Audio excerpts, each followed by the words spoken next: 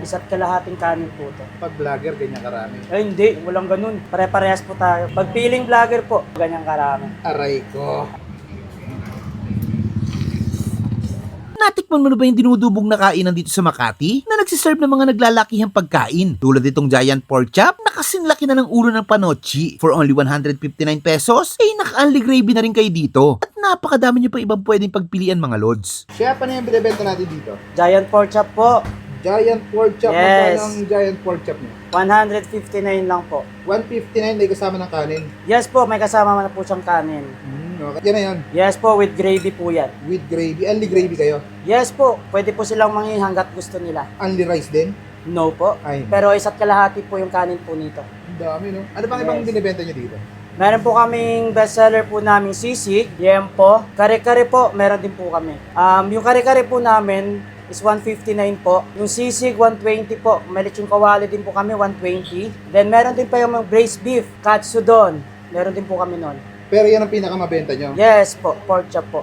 Okay, sige, na-orderin ko, sir. Sige po. Ayun. Gaano katagal niluluto yan, sir? 3 to 5 minutes lang po yan para masigurado natin na luto din yung pork, then which is juicy pa rin po siya. At the same time, crispy pa rin siya. Nakakailang ganyan kayo, sir, sa isang araw? Sa ngayon po is bagong release po namin yan. Sa ngayon po, nakakabenta po kami ng 50 piraso pataas. Bro, ang Yes dami, po. no? Sa ganito, sir, sa gantong bagnet, nakakailan po kayo? Sa bagnet po, nakakadalawang box po kami which is ano po yun, nasa 50 kilos po may din po. Kung total mo, sir, nakakailang kilong karne kayo sa isang araw? Siguro po nakaka 50 to 60 kilos po sa isang araw. Sa bagnet lang po yun.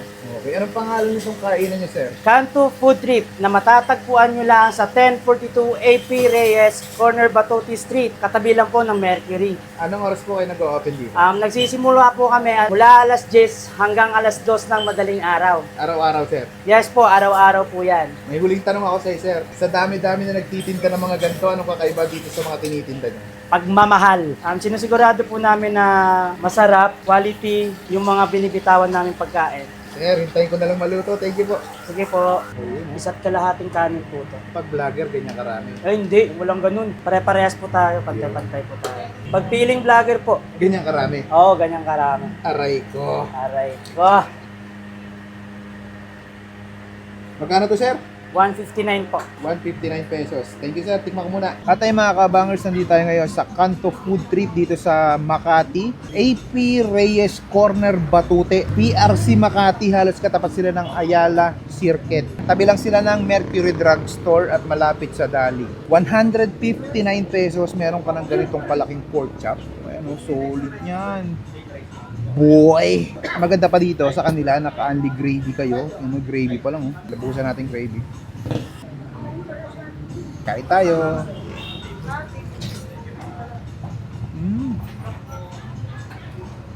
Oh. Malasa. Mainit din. Sarap ng gravy nila. Ayun. Ginamitan to ng butter. Tsaka may konting pagmamahal. Sarap eh. Solid na yun sa 159 pesos.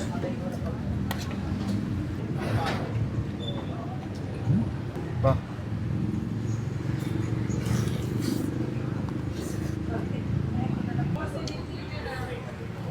Grabe, solid nito. Hindi lang siya puro breading, makapal din Kaya panalo ko na sa 159 mo dito. Kung naghanap ka ng food trip na sulit, Kanto Food Trip, napaka-solid dito mga lods. Ayun, kitang-kita mo naman ng quality.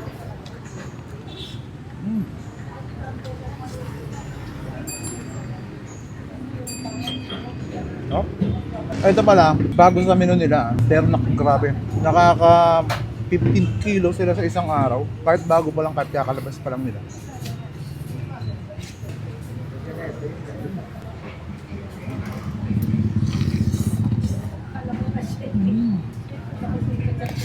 Grabe, ulam. Ayun, oh. Ay, tinandok.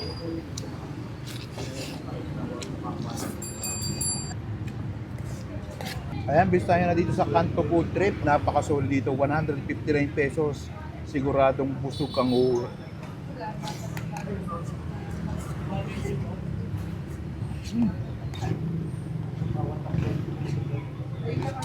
Paano? Busog mo na to.